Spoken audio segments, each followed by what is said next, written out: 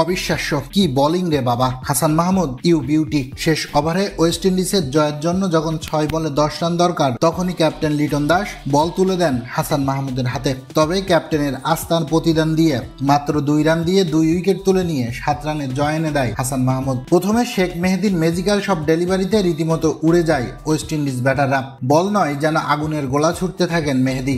তাই তো চোখে শস্যের ফুল দেখতে শুরু করে ক্যারিবীয় ব্যাটাররা। শেখ মেহেদীর ঘূর্ণিতে ওয়ানডেতে হোয়াইট হওয়ার পর টি-20তে দারুণভাবে ঘুরে দাঁড়িয়েছে বাংলাদেশ।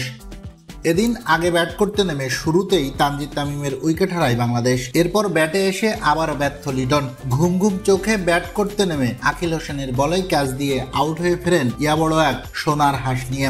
সেখান থেকে জাকির আর সৌম্য সরকারের ব্যাটে ঘুরে দাঁড়াতে শুরু করে বাংলাদেশ। যদিও দুজনই খেলেছেন ওয়ানডে মেজাজে।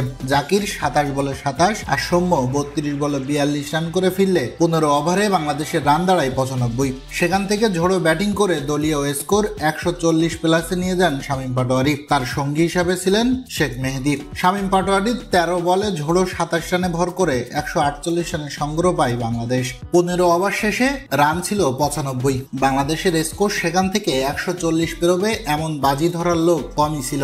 সেখান থেকেই একটা ঝোড়ো ইনিংস খেলেন শামীম পাটোয়ারি। 1 বছর পর জাতীয় দলে ফিরে দারুণ এক ইনিংস উপহার দিলেন এই ব্যাটিং অলরাউন্ডার। শামীমের অদ্ভুত সব শট দেখে তাই মাঠেই গোড়াগড়ি খেতে শুরু করেন উইন্ডিজ বোলার ম্যাকয়, যা দেখে ধারাভাষ্য কক্ষ থেকে হাসিতে ফেটে পড়েন ধারাভাষ্যকেরা। সেই জবাবে ব্যাট করতে নেমে শুরু থেকেই বাংলাদেশি বোলারদের তোপের মুখে পড়ে ক্যারিবীয় ব্যাটাররা, যেখানে প্রথমে সাফল্য এনে দেয় তাসকিন।